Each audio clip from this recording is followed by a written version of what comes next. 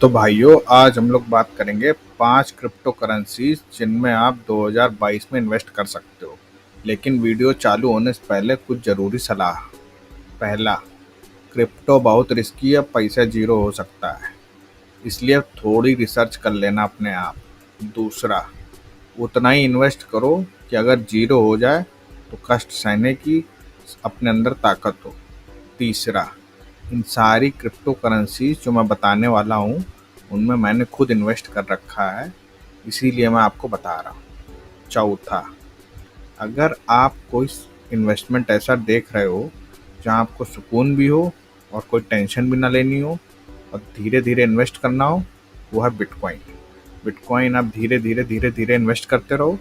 जब भी आपको ये खबर सुनने को मिले कि मार्केट डूब गया है, बिटकॉइन क्रैश हो गया है, तो समझ लो थोड़ा बिटकॉइन खरीदने का समय हो गया है।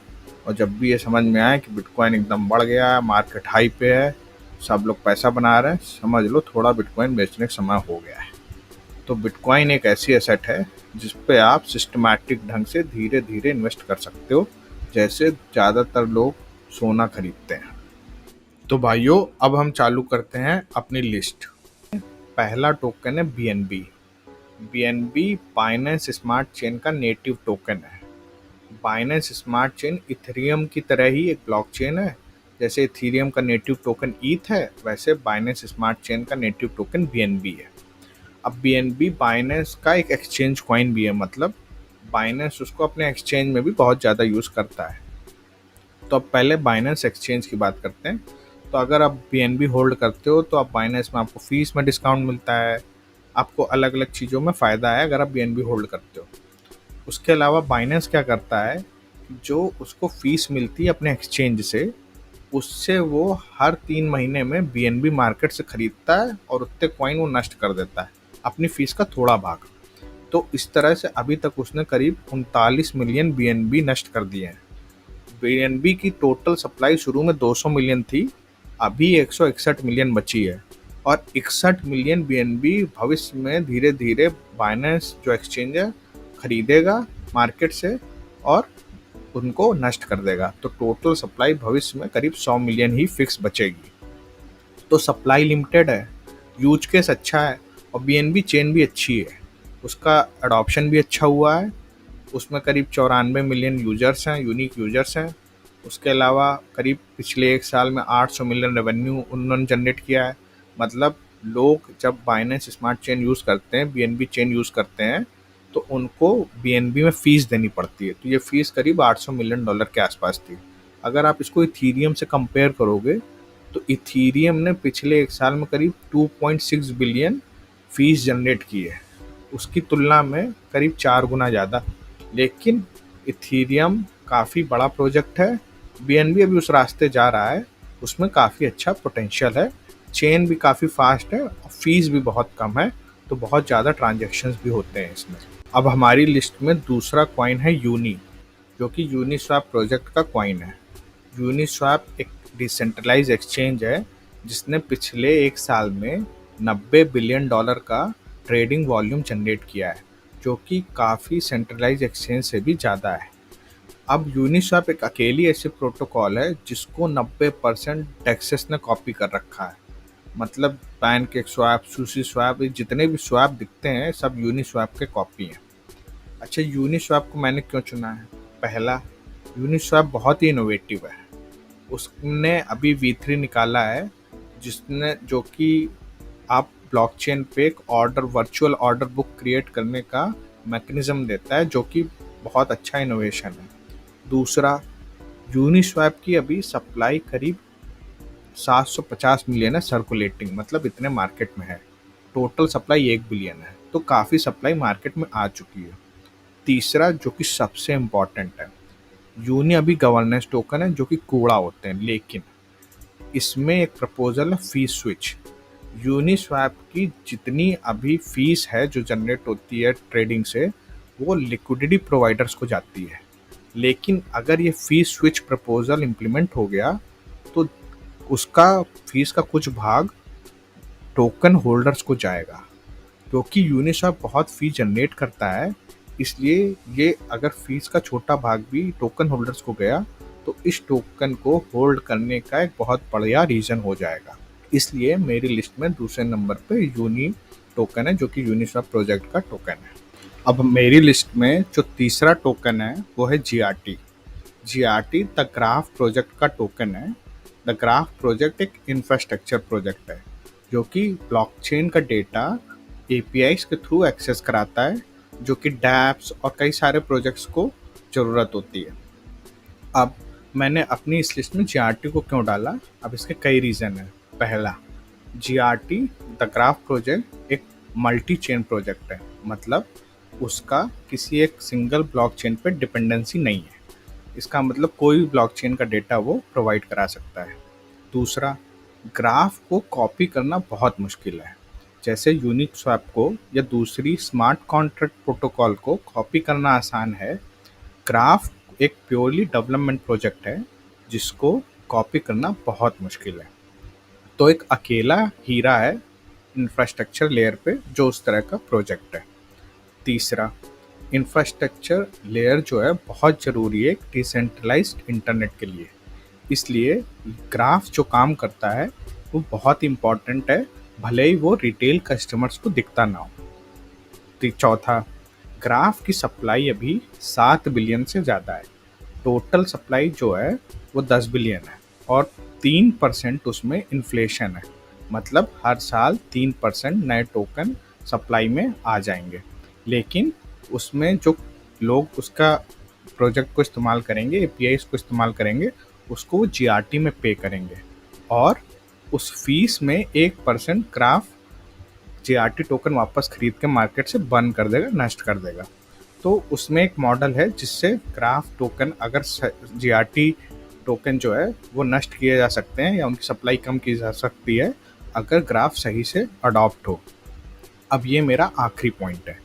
ग्राफ का ऑलरेडी अडॉप्शन अच्छा हो चुका है। कई सारे प्रोजेक्ट्स ग्राफ पे डिपेंडेंट हैं डेटा के लिए और अगले साल अप्रैल में ग्राफ पूरा डिसेंट्रलाइज होगा, मतलब हर आदमी को जो ग्राफ यूज़ कर रहा है हर प्रोजेक्ट उसको जीआरटी टोकन में पे करना पड़ेगा। इसलिए ग्राफ की डिमांड बढ़ेगी। ग्राफ $2 से ऊपर जाके अभी कुछ $0.13 या $1.4 के आसपास है। इसका मतलब ये एक अच्छी अपॉर्चुनिटी है जिसमें हम जीआरटी टोकन को खरीद सकते हैं। लेकिन जीआरटी टोकन की जो डिज़ाइन है वो इस तरह से है कि अगर आप जीआरटी टोकन खरीदो और जितनी देर भी अपने पास रखो उसको आप स्टेक करो, बाइनेंस पे या कहीं और स्टेक करो। मैंने इस वीडियो के नीचे गाइड डाल दी है जिसको पढ़ के आप जीआरटी टोकन को इन्वेस्ट कहीं पे स्टेक कर सकते हो। अगर आप चाहते हो कि मैं उस पर वीडियो भी बनाऊं तो आप मेरे को कमेंट में लिख देना, मैं उस पर एक वीडियो भी बना दूंगा। अब मेरी लिस्ट में जो चौथा प्रोजेक्ट है वो है फ्लो और उसका टोकन फ्लो, FLOW। फ्लो जो है वो फ्लो ब्लॉकचेन का नेटिव टोकन है। अब फ्लो ब्लॉकचेन जो है वो NFT बेस्ड ब्लॉकचेन है। इसको उसी टीम ने बनाया है जिसने क्रिप्टोकिटीज को बनाया था, जो कि सबसे बड़ा और पहला NFT बेस्ड प्रोजेक्ट था। अब फ्लो को बनाने का कारण ये था कि उन्होंने जब इथेरियम में क्रिप्टोकिटीज को 2017 दिसंबर में लॉन्च किया तो उनको बहुत ज़्यादा ट्रांजैक्शन फीस और स्लो नेटवर्क का सामना करना पड़ा। इसलिए उन्होंने डिसाइड कर लिया कि वो अपनी खुद की ब्लॉकचेन बनाएंगे। अच्छा, फ्लो की जो डिज़ाइन है वो डिज़ाइन उन्होंने कंज्यूमर फर्स्ट रखी है, मतलब उन्होंने सबसे पहले ये कोशिश करी कि ऐप्स बना के रिटेल जो लोग हैं हमारे आप जैसे उनको अडॉप्शन कराया जाए और फिर धीरे धीरे ब्लॉकचेन को है वो डिसेंट्रलाइज किया जाए। इस साल पिछले महीने उन्होंने फ्लो को कम्प्लीटली डिसेंट्रलाइज कर दिया, मतलब फ्लो पे अब कोई भी स्मार्ट कॉन्ट्रैक्ट डिप्लॉय करके प्रोजेक्ट बना सकता है। इससे पहले उसमें उनको परमिशन चाहिए होती थी फ्लो फाउंडेशन की। अब मैंने इस लिस्ट में इस प्रोजेक्ट को क्यों डाला है, उसका कारण ये है कि फ्लो ने अभी $725 मिलियन का इकोसिस्टम फंड अनाउंस किया है। अब ये जो फंड अनाउंस किया है इसके कारण से कई सारे प्रोजेक्ट्स फ्लो पे बनेंगे और फ्लो की डिमांड बढ़ेगी। फ्लो का अडॉप्शन अभी अच्छा नहीं है, लेकिन ये इको सिस्टम फंड उसी अडॉप्शन को टारगेट करता है कि जिससे लोगों को फंडिंग दे के नए नए प्रोजेक्ट्स बनाए जा सकें और फ्लो का अडॉप्शन बढ़ाया जा सके। इससे मुझे लगता है कि आने वाले 1 साल के अंदर फ्लो के बारे में काफ़ी ज़्यादा आप मीडिया में सुनोगे और कई सारे प्रोजेक्ट्स को आप देखोगे फ्लो पे बनते हुए, जिससे हो सकता है फ्लो की डिमांड थोड़ी बढ़े। करंट सप्लाई अभी फ्लो की 1 बिलियन है, मतलब मार्केट में 1 बिलियन से ज़्यादा टोकन आ चुके हैं और टोटल सप्लाई 1.4 बिलियन है। तो मतलब ज़्यादातर सप्लाई फ्लो की आ चुकी है, ऐसा नहीं है कि कहीं सप्लाई लॉक पड़ी हुई है। और अभी प्राइस $2 है, जो कि करीब $30 के आसपास से नीचे आया है। तो मतलब प्राइस भी ठीक है और आप उसको शॉर्ट टर्म के लिए 6 महीने से 1 साल के लिए उसको अपने पास रख सकते हो और ये कुछ अच्छे गेंस दे सकता है। लॉन्ग टर्म के लिए आप मैं एक और वीडियो बनाऊंगा और मैं उसको 6 महीने या 1 साल बाद वापस एसेस करूंगा कि उसको होल्ड करना चाहिए लॉन्ग टर्म के लिए कि नहीं, लेकिन अभी फ़िलहाल शॉर्ट टर्म के लिए एक अच्छी अपॉर्चुनिटी देता है। अब मेरी लिस्ट में जो आखिरी टोकन है वो है लुक्स, LOOKS, और उसका project looks rare. Looks rare open sea की तरह ही NFT मार्केट प्लेस है, मतलब वहाँ आप NFT खरीद बेच सकते हो, बना भी सकते हो। लेकिन ओपन सी सेंट्रलाइज्ड है और लुक्स रेयर डिसेंट्रलाइज्ड है। अब इसका क्या अंतर है? ओपन सी 2.5% फीस लेता है जब भी आप NFT खरीदते बेचते हो, लेकिन वो सारी फीस वो अपने पास रख लेता है। लुक्स रेयर जो भी फीस 2% फीस लेता है, जो भी फीस मिलती है वो लोग जो लुक्स टोकन को उस प्रोटोकॉल पे स्टेक करते हैं उनको वो वापस दे देता है। कोई भी फीस वो अपने पास नहीं रखता है, इसलिए बहुत ही इंटरेस्टिंग अपॉर्चुनिटी है। दूसरा, ओपन सी जो है वो लुक्स रेयर से 10 गुना बड़ा है हर मामले में, लेकिन ये लुक्स रेयर के लिए एक पॉजिटिव थिंग है। क्यों?